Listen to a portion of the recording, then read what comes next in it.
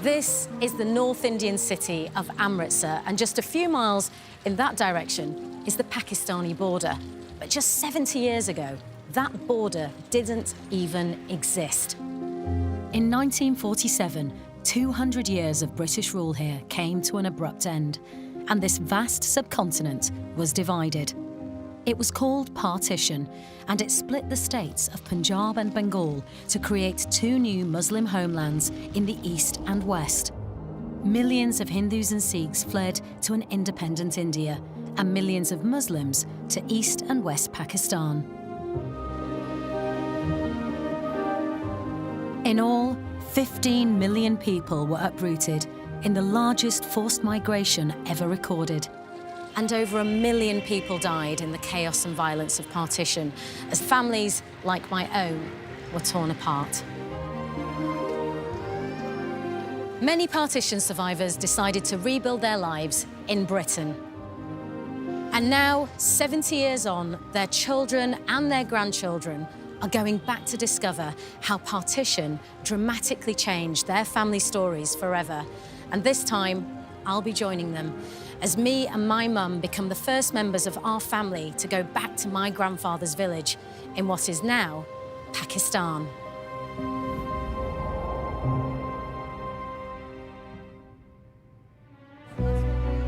In this series, I and 3 other Britons from different religious backgrounds are retracing our partition stories.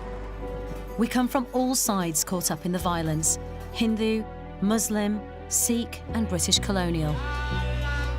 70 years on, this is our last chance to learn the truth about partition from the people who lived through it. I thought that it's like doomsday. Very difficult time.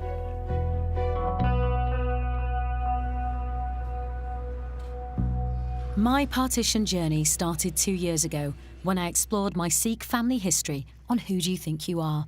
This is for my grandfather. That's for your granddad. Yes. This is Sant Singh's. Yeah. Wow, wow. The story I uncovered about my maternal grandfather, Sant Singh, had a huge impact on me. In 1947, before he married my nan and went on to have my mum and all her siblings, my grandfather was married. And at the time of partition, he was away with the army, and his wife, children and father died in the horror of what took place.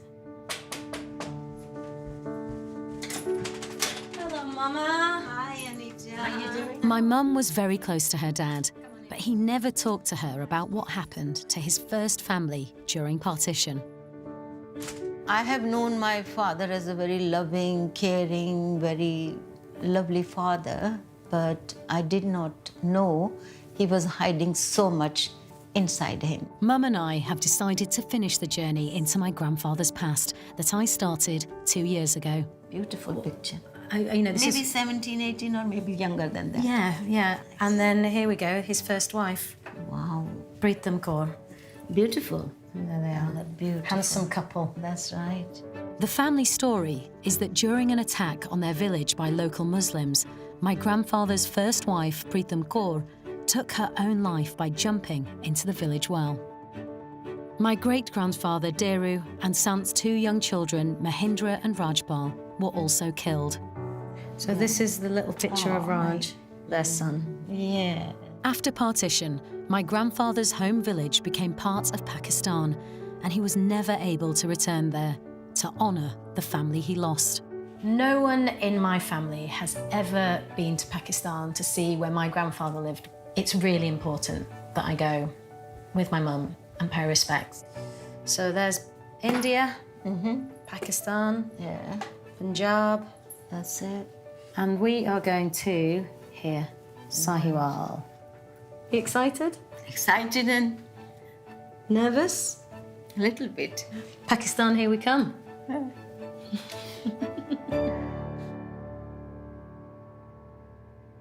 In the last episode, young British Muslim Samir set off from Manchester with his grandfather Asad to retrace their family's partition story. These are the only photographs that I have left from India, And he's my father. They managed to find Asad's childhood home in the Indian city of Ambala. I can't help crying. I don't belong here. Asad was only 7 when violence broke out here. and he and his Muslim family were forced to flee in fear of their lives. They wanted to kill my father. I want my grandson Samir to know the real story about my life before partition. This time, Samir is following the dangerous train journey that Asad and his family took as refugees in 1947, which started here at Ambala Station.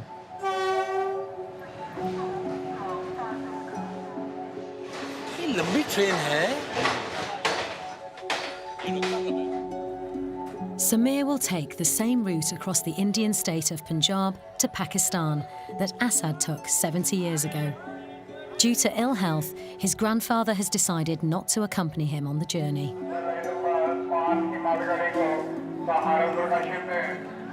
I'm not well to travel, and I'm glad that he's going on his own. I won't be a burden on him, you know what I mean? It's important someone from the family follows the path he took when he left Ambala during the partition, because he went through hardship, he went through danger, he went through mental, physical, emotional stress. And for me going on this trip, this is the closest I can get to experiencing what he experienced. We had quite a few relatives who were going to Pakistan with us, and we took a special train. But that train stopped, and the railway authorities said, you'll have to get off here, and your train will come tomorrow to take you to Pakistan. This train is not going to Pakistan. We were there without food, without water, without anything. After 7 days, the train arrived. I thought that it's like doomsday.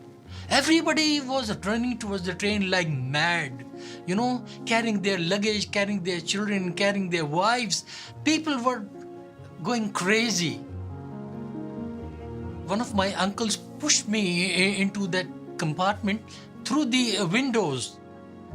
Asad and his family were among almost 4 million Muslim, Sikh and Hindu refugees who, after the line of partition was announced in August 1947, crammed onto India's vast rail network to try to escape the growing violence erupting across India and Pakistan.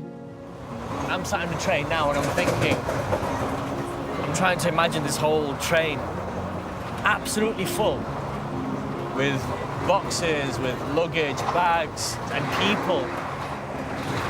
I could just imagine a scared little kid in the corner, like really cramped up tight. It's been so horrible for a kid to go through that. There was no room at all. So for hours and hours, I was just sitting in that position. I couldn't move my legs. I was just crouching, you know. I couldn't complain. We were just children. We just stayed quietly, didn't make a noise. While Samir follows Asad and his Muslim family's journey west across Punjab to Pakistan, Binita Kane is exploring her Hindu family's partition story in Bangladesh. Last time, Binita agreed to return to her father Bim Bomik's childhood home, the first person in her family to do so since partition. I'll be fine. I'll do a good job for you. Now an eminent doctor, Professor Bim Bomik was only a child when his family fled their village in the remote region of Noakhali after one of the first outbreaks of partition violence. Mom came to our room and said, "Shh, just run." They escaped at night, hidden on a local riverboat. The minute they got onto this boat, they became refugees. Now Binita is retracing her father's perilous journey across Bengal. She's come to Chowmahani Station, where 6-year-old Bim and his family arrived as refugees 70 years ago, hoping to get a train to safety. When we entered the station, my brother-in-law made us sit in one corner and then said, "Keep your head down." Then he said he wants to go to see the station master.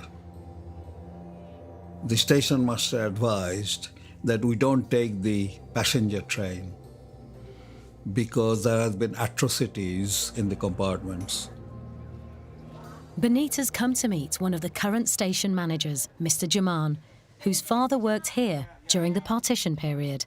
So nice to meet you. How are you? I am okay. My family fled from this station, I think, in October 1946. At that time, I was not born, but my father told me that there was a great riot at here between Hindu and Muslim. Mr. Jaman has a contemporary account of the attack on Chowmahani station. Oh, wow. So it's October the 21st, 1946. And the headline is Refugees Attacked at Chowmahani, some killed.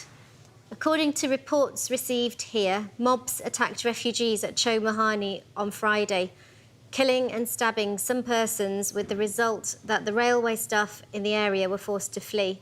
Railway tracks are lined with hundreds of refugees fleeing from disturbed sections.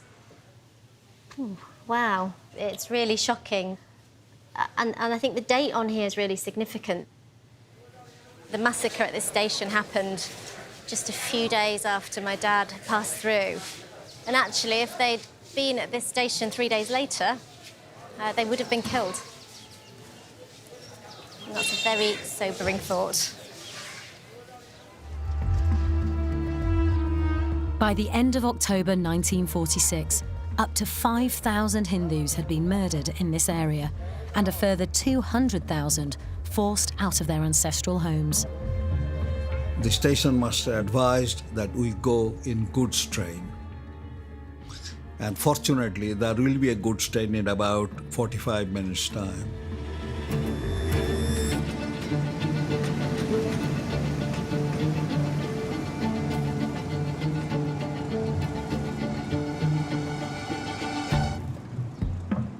My father and my eldest brother-in-law lifted us into the goods train.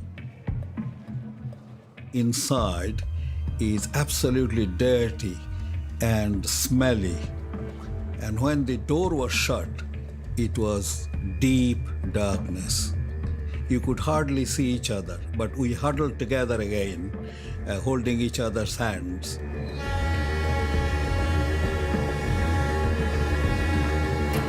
Imagine how they must have been feeling at this point, because they could have been stopped at any time, and if they'd been discovered, they would have been killed. They were leaving behind everything they knew and loved, and they were leaving behind their ancestral home. So there must have been so much uncertainty of what was going to happen. It must have been so hard. After about 8 or 10 hours of train journey, the door opened wide, and my elder brother-in-law said, "Here we are now, safe, sound, and you will be all okay." We thought we escaped from terror. In the winter of 1946, Bim and his family arrived safely in predominantly Hindu West Bengal. 10 months after they fled, the line of partition divided the state, and their village Mandari became part of the new Muslim homeland of East Pakistan. 1,500 miles to the west, partition also split my Sikh family's home state of Punjab down the middle. Me and Mum have become the first members of our family to set foot on the Pakistani side of the border in 70 years. It feels like we've stepped back in time. I wonder if Nanaji walked down this street. We're on the trail of my Sikh grandfather Sant Singh, and we've started our journey in Lahore, the former capital of Punjab, a city he and his family often travelled through. I can't believe that we're finally in Lahore. I've wanted to come here for I don't even know how long. My grandfather, he was here, my father was here. I'm walking where they walked, in the streets they walked. It's overwhelming for me. It's amazing. The Lahore that my family often came through was then known as the Paris of the East, a sophisticated and cosmopolitan city in which Muslims, Sikhs and Hindus had lived side by side for generations. Don't you think, Mum, it really feels like the capital of Punjab, doesn't it? I feel like this is it. This is real Punjab, but which is in the part of Pakistan now. Culture is same, food is same. People are speaking same language. So only the thing, we don't see a lot of Sikhs here. I thought we'd feel more alien. It feels weirdly like home. We've come to a suburb of Lahore to meet 90-year-old Muslim Abdul Rauf Malik, who lived here throughout partition. How are you? Salam alaikum. Lovely to And how are see you? Yeah. Wonderful. Thank you so much. It's very pleasant to see you here in Pakistan, in Lahore. In early 1947, Mr. Malik was a 20-year-old student with many Sikh and Hindu friends. The decision to partition Punjab sparked ferocious religious violence in Lahore, and he watched as whole districts of the city went up in flames. Before partition, what was happening? What was the sense in Lahore? Yes, Lahore was a very pleasant city, and Hindus, Sikhs, Christians, and there was complete harmony among them. And I just trying to understand how that then becomes a city of just Muslims. What did you see happen? How did that happen? In February 1947, I saw someone stabbed a Sikh coming from the station. Somebody stabbed Someone stabbed a Sikh. And you saw that? I saw that. Once a Sikh was stabbed, another, a Muslim was killed. Then mob mentality flared up. I show you this paper. This is 47 paper. And this is from June the 23rd, 1947. Lahore, a blazing inferno, life completely paralysed. Hundreds of houses and shops destroyed in big fires. The biggest conflagration being inside Shahalmi Gate. Shalmi Gate. That's yes. the Hindu area. Hindu area. The huge tongues of red fires which have lit up the whole city, and the suburbs can be seen from several miles away. Giving me goose pimples and shivers. It's horrific, Just isn't it? to, just imagine how horrific situation that was. The violence in Lahore was amongst the worst seen anywhere during partition, with both sides committing atrocities. By the end of 1947, the entire Sikh and Hindu population of the city had been forced out. I still remember very horrible scenes which I saw at that time. I try to control myself, but I weep sometimes when I remember my friends, my neighbors leaving their places to India. I can't explain you in words what I feel now, even after 70 years. To meet a 90-year-old man who experienced the horror and violence of partition is utterly incredible. I'm not surprised he can't talk about it without bursting into tears. These are wounds that will never heal. Across the border in Indian Punjab, Samir is following the train journey to Pakistan that his Muslim grandfather Asad made as a child during partition. For me, it's really important to trace that journey because this is the history of my family and of many, many other families. Because they all made that journey, whether they started on the Pakistan side or the India side. The lucky ones managed it, made it. Many of them lost their lives. As millions of refugees crammed onto India's railways to escape violence in their hometowns and villages, they were often heading into even greater danger.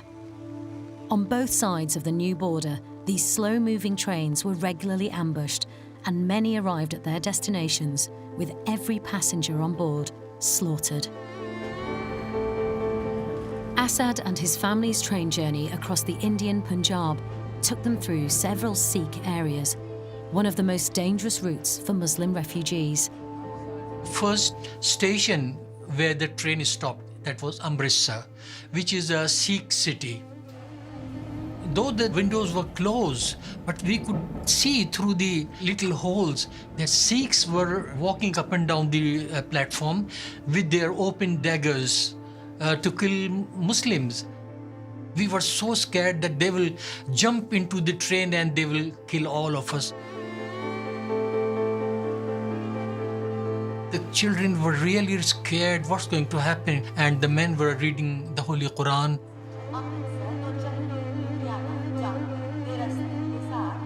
We were lucky to have a Muslim army regiment with us on that train because they wanted to move from India to Pakistan. That's how God saved us. Otherwise, we would have been killed by the Sikhs. because they would have killed everybody on that train. Samir has arrived in Amritsar, where 70 years ago, his grandfather's refugee train narrowly escaped an attack. It's a really weird experience, because I'm seeing Sikh everywhere as well. This is Amritsar, you know, I'm seeing people with turbans everywhere. I feel fine seeing them, but back then, just seeing the turban would have put so much terror into him. Over the course of partition, nearly 2 million Muslims took the perilous journey by train into Pakistan. An equal number of Hindus and Sikhs came the other way, heading for India. Hundreds of thousands on both sides never made it. Samir has come to meet an 82-year-old Hindu who was travelling in the opposite direction to his Muslim grandfather, Asad. Gyanchand Nagpal was on a train with several thousand refugees making their way out of Pakistan when they were stopped near the town of Pakpatan. तो रोक दिया तो वहाँ पे पहले मुसलमान तैयार खड़े थे। अच्छा।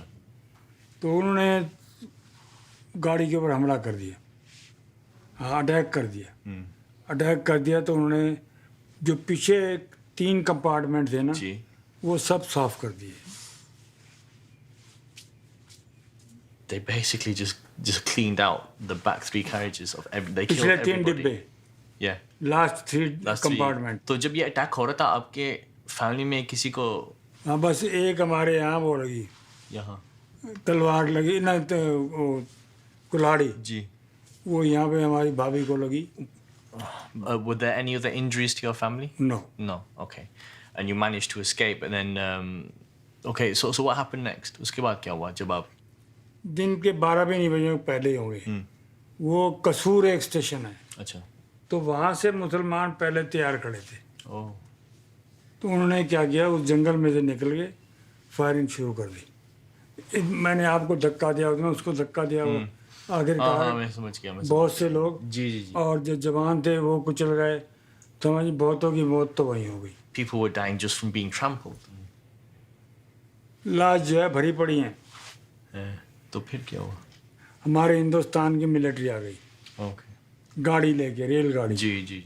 तो अमृतसर में वहाँ सरदार लोग बड़े तैयार खड़े थे। उन्होंने कहा कि मुसलमानों ने, सरदारों ने कहा कि गाड़ी आ रही है अब मुसलमानों की। अच्छा।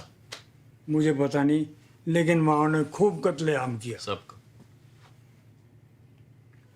How do you, looking back and thinking about it now, how does all of that make you feel? उसके लिए एक मैं आपको छोटी सी बात सुनाता हूँ। जी। वो क्या है? दुख भरे दिन बीते रे भैया, अब सुख आयो रे, संग जीवन में नया लायो रे। हमारे दिल के दुख थे वो खत्म हो गए, अब हम खुश हैं।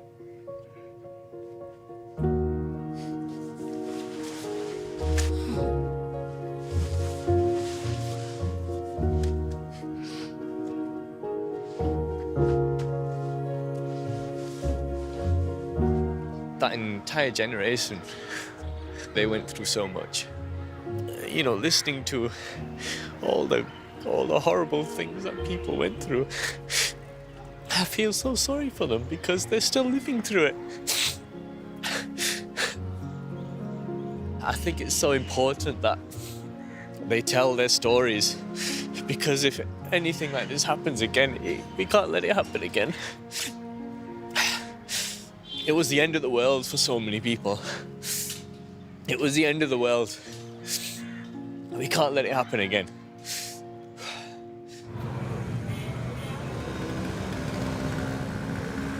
Over the border in Pakistan, Mum and I are heading out of Lahore to the villages of Punjab.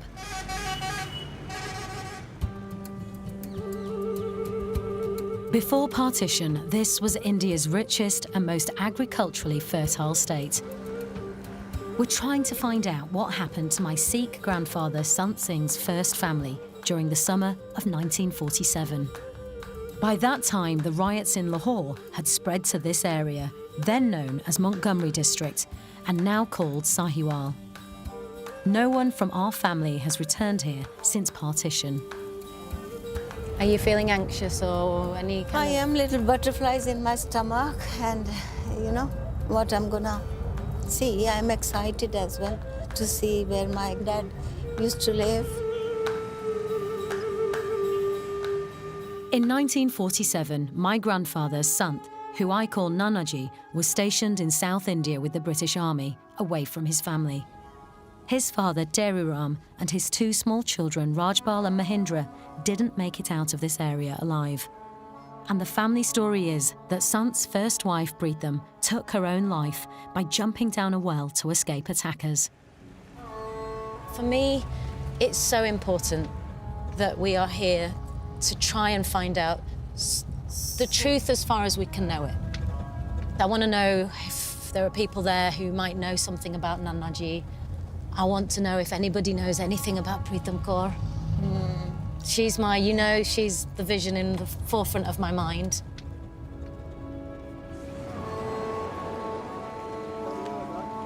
I think we're here, good Lord. Yeah. My God. 70 years ago, this was a predominantly Sikh village.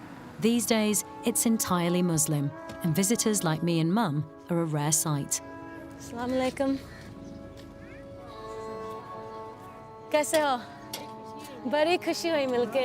ਤੁਹਾਨੂੰ ਵੀ ਮਿਲ ਕੇ ਬੜੀ ਖੁਸ਼ੀ ਹੋਈ। ਇਹ ਸਾਡਾ ਪਿੰਡ ਹੈ। ਹੱਲੇ ਦਾ ਮੇਰੇ ਨਾਨਾ ਜੀ ਇੱਥੇ ਰਹਿੰਦੇ ਹੁੰਦੇ ਸੀ। This village was one of thousands built by the British in the 19th century to serve a huge canal system which still irrigates this area. Each village, or chak, was given a number, and this one is still known as Chak 44. There are still people here who remember partition, and one of them is 90-year-old Haji Pir Hakim Ali. Wow. बेटा क्या हाल है? ठीक है क्या जी। हाल है बेटा? ठीक है। अल्लाह सोना राम तो करे। Wow. अल्लाह करम करे तो भगवान। Thank you, ji. So did you know my grandfather? ਤੁਸੀਂ Sant Singh और Teru Ram ਨੂੰ ਜਾਣਦੇ ਸੀਗੇ? जानते हैं मुझे मैं उसके साथ कई दफा मुलाकात हुई। Wow. ਤੁਸੀਂ Teru Ram ਤੇ Sant Singh ਨੂੰ ਕਿੱਦਾਂ ਜਾਣਦੇ ਸੀਗੇ? संत सिंह हमारा क्लास फेलो था। हम 5 में पढ़ते थे दरगाह में। Class fellow. हम जब पढ़ते थे ना, सनत सिंह और हम मिल के भाई ओके। और इधर भी आते थे, वो हमारे पास भी जाते। ये हमारा बहुत नज़दीकी करीबी रिश्ते थे। बाबा जी, ਤੁਸੀਂ ਕਿਹਾ ਕਿ ਤੁਸੀਂ ਮੇਰਾ ਬਾਬਾ ਜਿਹੜਾ ਢੇਰੂ ਰਾਮ ਹੈ ਉਹਨਾਂ ਨੂੰ ਜਾਣਦੇ ਹੋ। मैं अच्छी तरह हीरो राम दुकान करते थे अपने, दुकान चलाते थे। ਕੀ बेचਦੇ ਸੀ ਇਹਦਾ मतलब? हर चीज ये जैसे ये दुकान परचूनिया से चीजें। अच्छा, ਇਦਾਂ ਦੀ ਦੁਕਾਨ ਸੀ ਹਰ ਚੀਜ਼। Mr. Ali has offered to show us Deru and Sant's old house. I cannot believe Okay. somebody went to school with my dad. Oh, I'm holding hand of my dad. I feel like. अल्लाह सोना राम तो करे। During partition, Sant's wife Preetham and his two children were living here with Deru while he was away serving in the army. It's huge. Today, the house belongs to a Muslim family who've kindly agreed to let us look inside. Assalamu alaikum. ਕੀ ਹਾਲ ਹੈ ਤੁਹਾਡਾ? मैं भी बहुत खुश हूँ। First class. ਇਹ ਮੇਰੀ ਮਾਂ।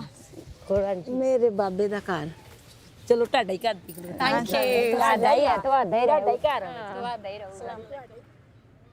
Wow. Oh my God. It's really basic. Yeah, it is. And this is where they lived? Yeah, where my dad spent his childhood. Amazing. My happiness is that it is not empty. Somebody's living here and making good use of this land, this place. It's not ruins. There is a life here. Bless this house. Bless this land. Mr. Ali was here when partition violence broke out in this area. And I want to know if he remembers what happened to my great-grandfather, Deru Ram, and my grandfather's wife and children. Babuji, मैं थानू एक तस्वीर दिखानी। I'm going to show you a photograph. ये हैगे हाँ, ये Sant Singh. संत सिंह। हाँ जी, थोड़े दोस्त, your friend. ये मेरे class fellow. This is Sant Singh's wife, Preetham Kaur. हाँ जी। Do you know her?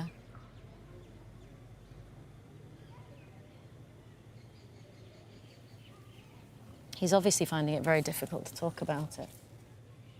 We should know what happened. In 1947, my grandfather wasn't here. I need to know what happened at that time.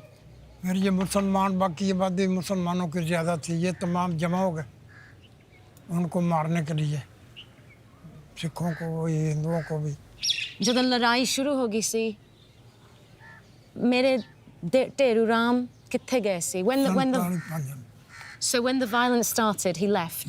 47 में चले गए He went to Chuck 47. ये 47 में हिंदू सिख सब जमा हो गए थे And फिर what happened then? बाकी सब मुसलमान थे ये जमा होकर उनको घेरे में डालकर मार दिए बहुत जुल्म की बातें हैं ये बातें करते हैं तो मुझे अफसोस होता है और रोना भी आता है जो एक जान थे वो दुश्मन हो गए एक दूसरे के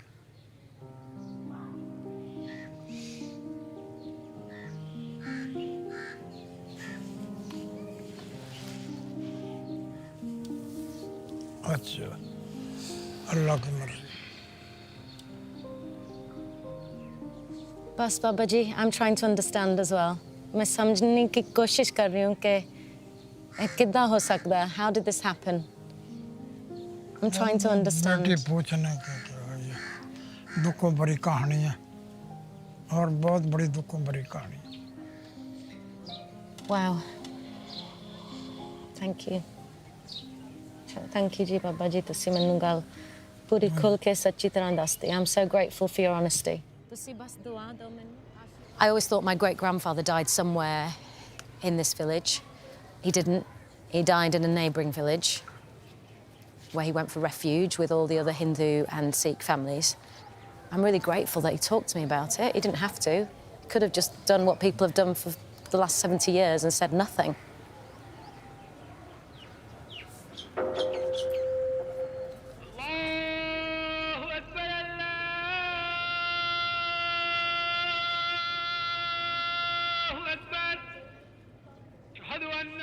I have to go to Chuck 47. I have to go to the place where all the Hindus and Sikhs of this area were slaughtered. And I still need to find out what happened to Pritam Kaur.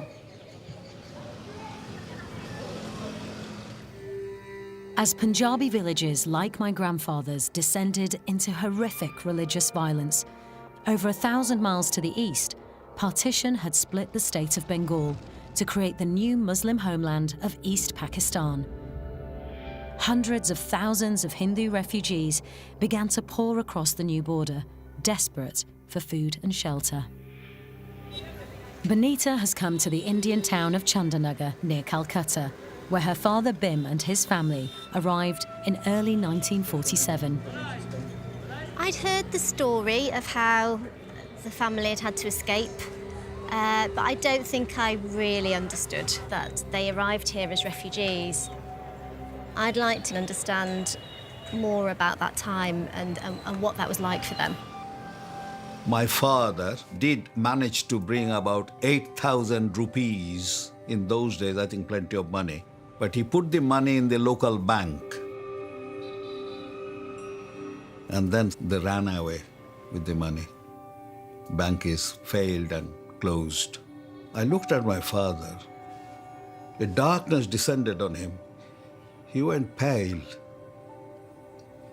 He just lost everything.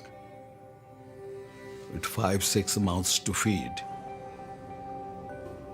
He was absolutely devastated. And we started to stop. The huge influx of refugees into West Bengal overwhelmed the authorities, who struggled to provide food, shelter and clothing as over 12,000 people a day continued to flood into the region. Binita has arranged to meet her father's older brother. It's the first time she's seen him in 15 years. I've come to see my Uncle Shamal. He's the only surviving member of the family from that generation that's still here in Chandanagar.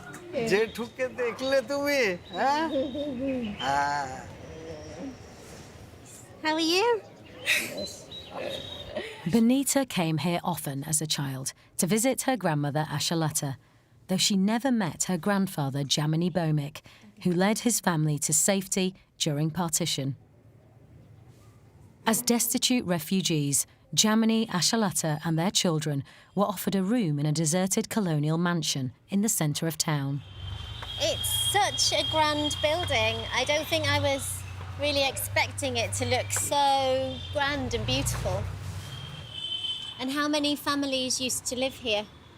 35 35 families. families. As refugee camps across West Bengal overflowed, empty buildings like this were taken over by desperate migrants who often lacked even the basic means of survival. Where are we going? In here? We are very fortunate in a sense they gave us the largest room available of that mansion. We are all obviously sleeping on the floor, and at least we have somewhere to stay. That was a relief. 7 ভাই ছিলাম, So there were 7 brothers 7 brothers. and your sister হ্যাঁ, and her family. Sister নেই, একটাই sister এসেছে। One sister, yeah. One sister. And your mum and dad. And you were all living in this room.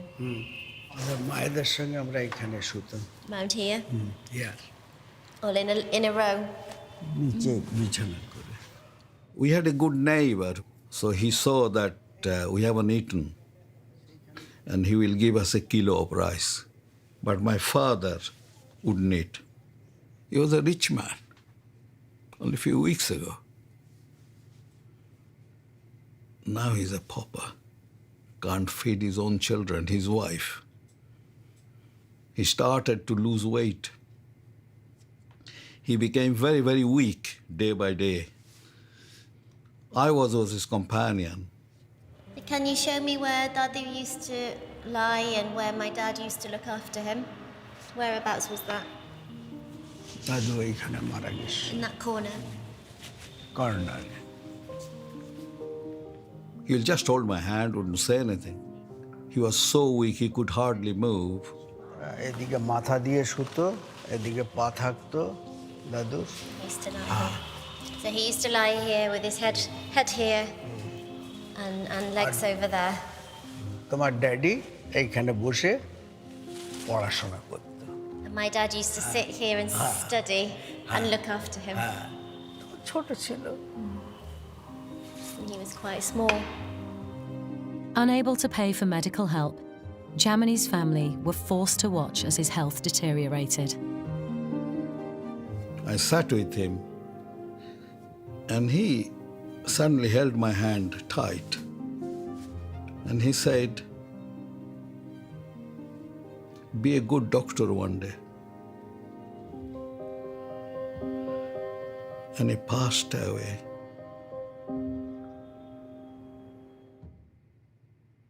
Looking relieved in one way in my mind. I think he was praying for it. Take it away. And still today, I feel that God was very cruel to us as far as father is concerned.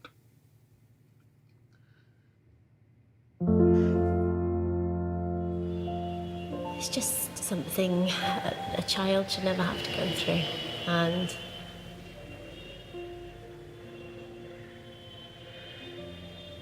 it just really brings it home sitting here in this room where it happened and what they went through.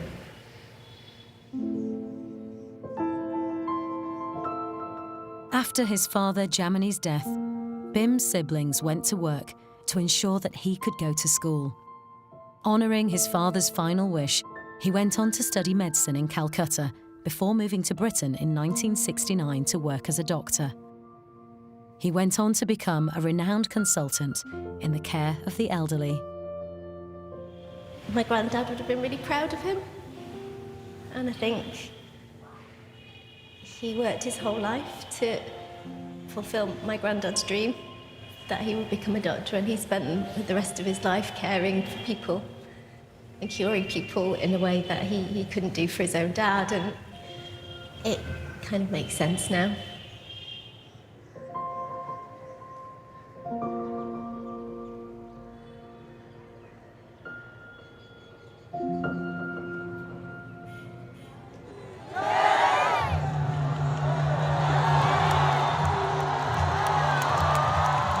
Samir has arrived on the Indian side of the Wagah-Atari border crossing between India and Pakistan, where every evening the flags of these two nations are ceremoniously lowered and the border gates are closed. His grandfather Asad arrived here with his family 70 years ago on a packed refugee train, when the border post had just come into existence. All those people sitting on the roof of the train, and they thought that we have reached Pakistan. They didn't realize we are still inside India, so they started slogans. Pakistan Zindabad, that means long live Pakistan. Pakistan, choose it, choose it.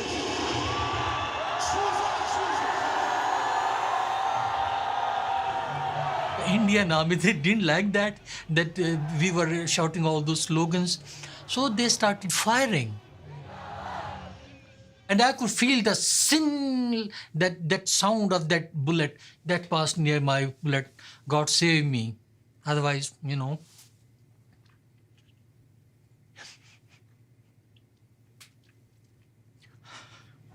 So both me and my grandfather have been to the Wagah border crossing now, but 70 years apart. When I was sat there and I looked at the people who were sat on the Pakistani side and I looked at the people who were sat on the India side, and it made me think that this wall is separating family. People who would have grown up together, people who lived together, people who had strong, long-lasting relationships were all of a sudden separated by a wall. Asad was 8 years old by the time he finally made it across the new border. 70 years on, Samir has also arrived in Pakistan to retrace the final leg of his grandfather's epic train journey. Asad and his family joined more than 7 million Muslim refugees who arrived in Pakistan during partition. Like many of them, they disembarked at a station on the outskirts of Lahore in early 1948. When we arrived, we were so tired, you see, we were so hungry, we were so cold. But we had some water at least from the Mughalpura station. That was our first night in Pakistan. Welcome to Mughalpura Station. Thank you very much. Thank you very much. Come on. Samir has come to Mughalpura to meet Dr. Anusha Malik, an expert on the experience of partition refugees. If you look around now, it wouldn't have looked anything like this 70 years ago. The amount of people on this platform would have meant that you could barely move. If you think about the numbers, between August 1947 and March 1948, 1.7 million people came from India to Pakistan by train. A significant portion of them would have stopped at this train station. Wow. Yeah, the numbers are actually staggering. Where would they actually stay? They did spend nights and sometimes weeks on the platform. I've got some photos here of refugees arriving, if you want to take a look at them as well. Wow. So you can see the level of overcrowding here. Gosh, there must be thousands and thousands of people on that train. And since there were 50,000 coming in literally every day by this point, there would have been trains that were even more crowded than this. And see, people have just stopped and put their clothes and their belongings on the platform because they don't know what to do with them. Everybody just building a shelter anywhere and everywhere they can. The government was just overwhelmed just because of the sheer numbers that were completely unplanned for. It was night time when we reached Mughalpura. Father had no job, he had no clinic, nothing, and we were short of money. We had no home to go to, so we stayed that night on that platform. Your family was one of millions who came into Lahore at that point in time and then had to struggle to figure out what it meant to be Pakistani. They had a strong sense of patriotism, a strong sense of belonging, and really it was those refugees then that laid the groundwork as citizens of a new state. So in that sense, it is possible to say that perhaps if there were no refugees, there may have been no Pakistan. It was an open platform. We just made our beds on the platform. We were so tired after all that journey. We went to sleep. But something tragic happened in the morning. My youngest sister died.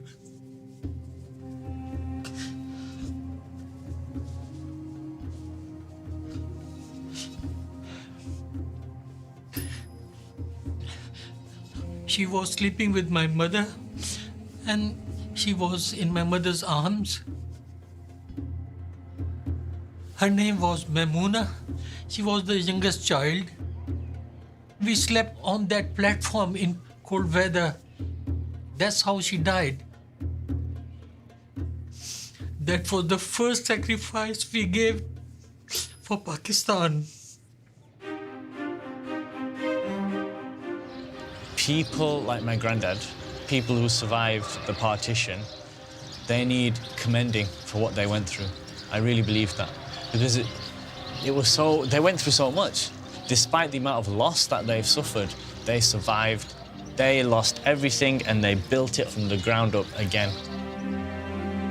Asad and his family made a new and successful life for themselves in Pakistan. His father Hamid restarted his doctor's practice, and Asad graduated from Sindh University before resettling in Britain in 1965. I think overall, the sacrifice that that generation made was huge, and it shouldn't be forgotten.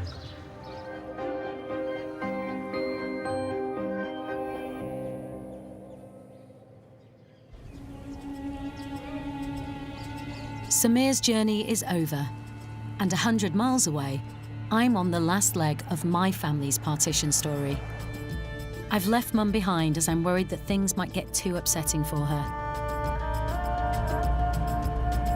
This is the rural district of Sahiwal in Pakistani Punjab, which in 1947 was known as Montgomery District. 70 years ago, after the British announced the line of partition, which split this state in half, these roads would have been full of Sikh and Hindu caravans trying to escape the escalating religious violence. My family fled their own village, Chak 44, to seek refuge in this nearby village, Chak 47. Pippa Verdi is a British Punjabi historian who's been researching what happened in this area during partition. Hi, Pippa.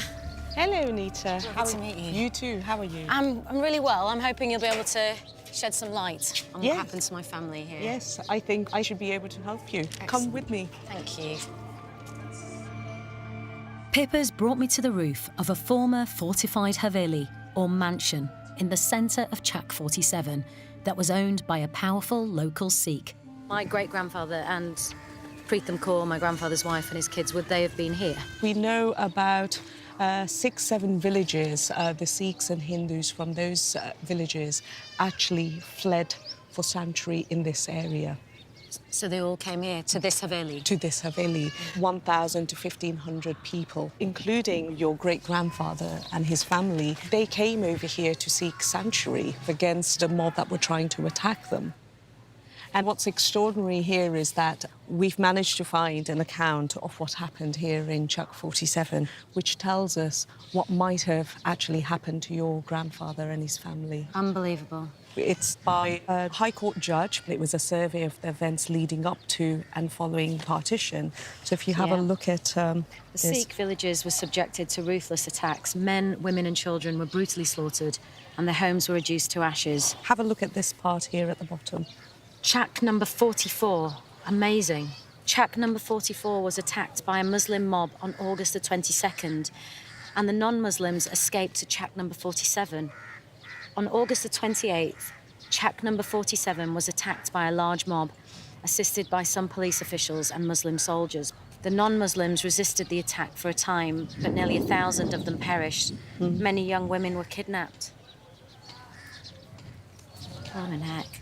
We don't know what happened to Preetham Kaur, my grandfather's first wife. The only account I've heard, and you know, it's nobody knows for sure, but people have said that she may have jumped in a well and taken her own life. For some reason, that's seen as more of an honourable death. Yeah. So, you know, rather than admitting that the girl might have been abducted or she might have been raped or God knows what else might have happened to her, but it's better that she died an honourable death and killed herself and threw herself in a well rather than be kidnapped. Be dishonoured. And that happened on both sides. There are some horrific accounts of these things happening, both by, you know, Muslim attacks on Hindus and Sikhs, And equally, we have accounts of Hindus and Sikhs attacking Muslims. If there was a group of girls, or if they saw pretty, particularly young, pretty girls, they would be put aside and taken. So rape and violence towards women is just another weapon of war? It's another weapon of war. It's just... you can't... It makes your blood boil. Pippa has managed to find a local Muslim who witnessed the attack on Chak 47. He's agreed to meet me in the ruined living quarters of the Haveli. This is where the Sikh and Hindus, including my great-grandfather Deru and Pritam Kaur and her 2 children, took refuge as the mob gathered. Abdul Hamid was among several young boys who watched as the fighting began. So please, could you tell me what you know? What did you see? Tusi dasso hun Abdul Hamid sahab ki tusi dekhya si. What was happening? मैं तनु बात करो कसम खा के कहूँगा अपनी मां ਨੂੰ ਹਾਜ਼ਰ ਨਾਜ਼ਰ ਇੱਥੇ ਘਰ 'ਚ ਉਹਨਾਂ ਨੇ ਕੀ ਕੀਤਾ ਸੀ ਜਦੋਂ ਲੜਾਈ ਹੋਈ ਸ਼ੁਰੂ ਹੋਈ ਇਸ ਘਰ ਦੇ ਬਾਹਰ ਕੀ ਕੀਤਾ ਸੀ ਉਹਨਾਂ ਨੇ? ਮੈਂ ਤੁਹਾਨੂੰ ਦੱਸਦਾ ਉਹਨਾਂ ਨੇ ਕੀਤੀ ਮਜ਼ਾਮਤ ਉਸ ਮੋੜ ਤੋਂ ਹਾਂਜੀ ਇਹ ਹਮਲਾ ਹੋਇਆ ਸੀ ਹਮਲਾ ਹੋਇਆ ਮੁਸਲਮਾਨ ਪੈ ਫਿਰ ਕਿੱਥੋਂ ਆਏ ਸੀ? Where did they come from? ਕਿੱਥੋਂ ਆਏ ਸੀ ਜਿਨ੍ਹਾਂ ਨੇ ਮਾਰਿਆ ਮੁਸਲਮਾਨ? मेरी सुनो गल कादराबाद से लेकर कादराबाद ते मलका हांस हुण उथे विच बनदे 50 पिंड मैं तो कहूँगा भी हज़ारां च ही होने सी बंदे They were in their thousands. And then what happened? देखो जी बरशे कोल सी कईयां को डांगा सी कईयां को ढकुए सी कईयां को कोई शै सी कदे ਫਿਰ ਹਮਲਾ 'ਚ ਕੀ ਹੋਇਆ ਸੀ? ਕਿੱਦਾਂ ਹੋਇਆ? हमले विच फिर बंदे जिन्ने मारने सी मार दित्ते वो भी मारते रहे भी मारते रहे So people were killing each other. ਜਿੱਦਾਂ ਹਮਲਾ ਹੋਇਆ ਸੀ, when the attack happened, were there members of your family involved? ਭਰਾ Your brother? ਆਪਣੇ ਮੌਤ ਨੇ ਮਰਿਆ Your own brother came? ਵੱਡਾ ਤੁਹਾਡੇ ਕੋਲੋਂ, obviously, older brother. ਜਿਹੜੀਆਂ ਬੀਬੀਆਂ ਸੀ, ਸਰਦਾਰਾਂ ਦੀਆਂ ਬੀਬੀਆਂ, ਹਿੰਦੂਆਂ ਦੀਆਂ ਬੀਬੀਆਂ, ਉਹਨਾਂ ਦੇ ਨਾਲ ਕੀ ਹੋਇਆ ਸੀ? What happened to the women? ਸਾਡੇ ਸਾਹਮਣੇ ਕੁਝ ਨਹੀਂ ਹੋਇਆ ਇਹ ਪਿੰਡ ਕਹੇਗਾ ਬਾਈ ਚੱਕ ਜਲੀਗਲ ਦਾ ਉੱਥੇ ਬੀਬੀਆਂ ਨੂੰ ਲਈ ਜਾਂਦੇ ਸੀ Did you see any women take their own lives? ਤੁਸੀਂ ਕਈ ਬੀਬੀਆਂ ਨੂੰ ਖੁਦਕੁਸ਼ੀ ਕਰਦੇ ਹੋਏ ਦੇਖਿਆ ਸੀ? ਨਹੀਂ ਸਾਨੂੰ ਪਤਾ ਹੀ ਨਹੀਂ ਵੀ ਖੁਦਕੁਸ਼ੀ ਕਿਹਨੇ ਕੀਤੀ ਆਪਾਂ ਨੂੰ ਨਹੀਂ ਪਤਾ ਨਾ ਝੂਠ ਨਹੀਂ ਮਾਰ ਕਿਉਂਕਿ ਮੈਂ ਕਹਿੰਦੇ ਆ ਕਿ ਬੀਬੀਆਂ ਨੇ ਖੂਹ 'ਚ ਛਾਲ ਮਾਰੀ ਸੀ ਉਹ ਅਸੀਂ ਇੱਕ ਸੁਣੀ ਸੀ ਇੱਥੇ ਆ ਖੂਹ ਅਜੇ ਵੀ ਹੈਗਾ So there is a well. ਮੈਂ ਤੁਹਾਨੂੰ ਬਾਤ I want to show you a photograph because you're talking about the women, you're talking about the women, and I want to show you the woman that I'm on the quest to find out about. ਇਹ ਸੀਗੇ ਮੇਰੇ ਨਾਨਾ ਜੀ ਦੀ ਪਹਿਲੀ wife Pritam Kaur ਤੁਸੀਂ ਇਹ ਸ਼ਕਲ ਜਾਣਦੇ ਹੋ? Do you recognize this face? ਇਹਨਾਂ ਨੂੰ ਤੁਹਾਨੂੰ ਹਾਏ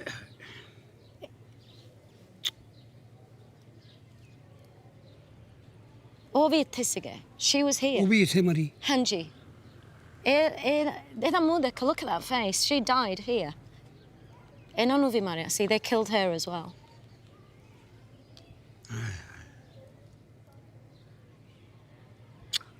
ਹੁਣ what do we do ਕੀ ਕਰੀਏ ਅੱਲਾ ਦੇ ਬਸ ਬੇਟਾ ਕੋਈ ਬਾਤ ਨਹੀਂ ਅੱਲਾ ਜੋ ਰੱਬ ਦੇ ਸਾਰੇ ਛੱਡੋ I know, of course, we can only just put it onto God. तो बेटा रोन तो आंदा ही है Yeah, of course I'm gonna. It makes me sad. Rona aa raha maina. अच्छा बेटा अल्लाह ते Yeah, it's all right.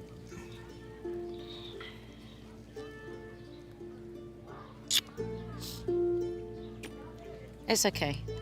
प्यार दो मैंने बस. चंगा अल्लाह ताला तेरा सब्र पूरा करे खुदा गल करी बेटा Like every partition story is full of horror, but this one obviously has a deep impact because it's my family. They were slaughtered right here, where I'm standing, in the most brutal, horrific, tragic way.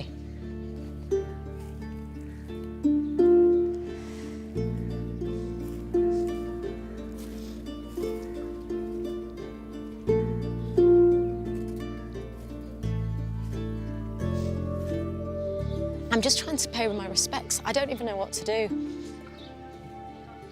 Over 1,000 people died here.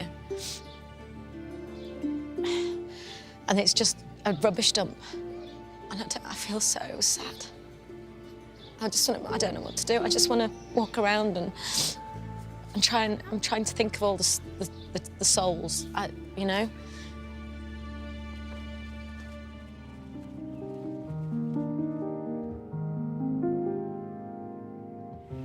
I keep thinking about Pritam Kaur because I'll never know for sure how she died. The fact that my family say, oh, she jumped into a well, that's because it's the easiest one to deal with. And I think that tells me something deeply profound about partition and why nobody talks about it. On some level, trying to understand that about humanity and that we all have the capacity to be that violent and vicious is really difficult to accept. By the end of 1948, over 1 million people had died on both sides of the border, and 15 million more had been uprooted from their homes in one of the most catastrophic events of the 20th century. Relations between India and Pakistan have never recovered, but occasionally there's a glimmer of hope. Nankana Sahib is one of the holiest shrines of the Sikh religion. Since 1947, it's been on the Pakistani side of the border, but over the last few years, Sikh pilgrims from India and beyond have been allowed to come and worship. Mum and I have come to say a prayer for my grandfather Sant Singh and the family he lost during partition: Deru, Pritam, Rajpal and Mahindra. This has been an extraordinary experience for me, Samir and Binita. What happened to our families during partition was unimaginably horrendous, as it was for millions of others. And it's been so important to bear witness to what happened here, to honour those who lived through it, and to remember that for us, a generation born in Britain, partition is still very much part of who we are.